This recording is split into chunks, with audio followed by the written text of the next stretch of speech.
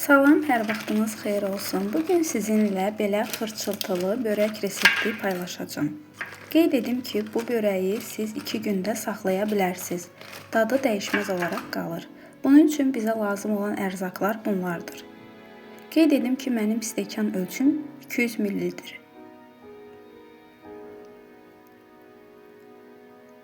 Ərzaqların miqdarını videonun açıqlamasında qeyd edəcəm. Yumurtanı 2 ədəd götürdüm, ancaq birini sarısından ayırdım. Sarısını üzəri üçün qıraqda saxladım. Unu əlavə elədiyim stəkan isə 400 ml-dir.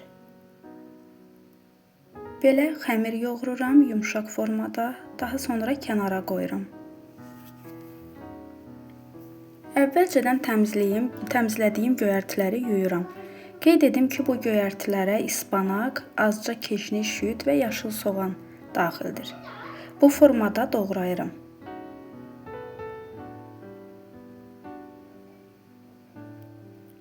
Belə doğradım, ancaq duz vurmadım. Çünki duzu vuranda su saldığına görə üzərinə əlavə edəcəm.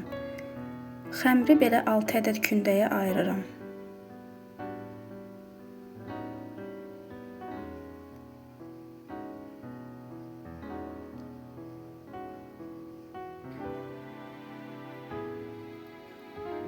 Və birinci kündəni yaymağa başlayıram. Qeyd edim ki, mən kündəni qarğıdalı nişastası ilə açıram. Onda bişdikdən sonra börək daha xırçıltılı olur.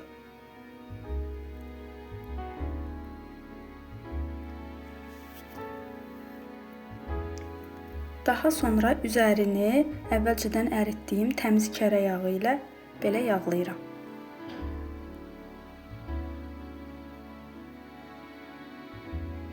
Bu formada bükərək göyərtisini əlavə edirəm.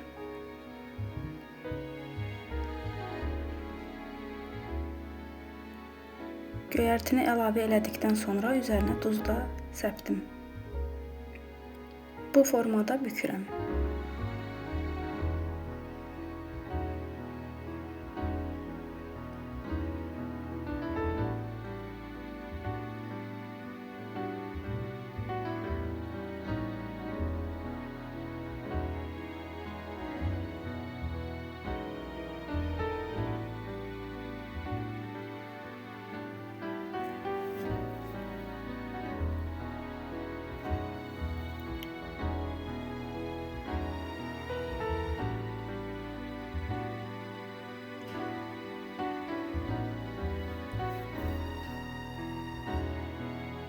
Mən bükdükdən sonra soba listinə bu formada qoyuram.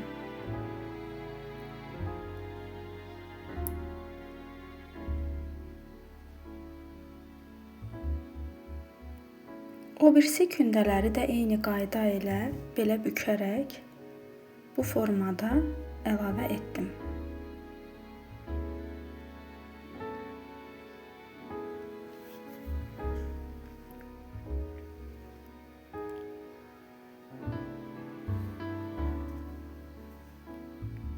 Əvvəlcədən saxladığım yumurtanın sarısını üzərinə çəkirəm. Daha sonra 200 dərəcəlik qızdırılmış sobaya əlavə edirəm. Belə çox gözəl börək alındı. Mən sizə içini də göstərəcəm. Bu formadadır. Hazırlayacaq olan hər kəsə nuş olsun. Resepti bəyəndinizsə abunə olmağı unutmayın.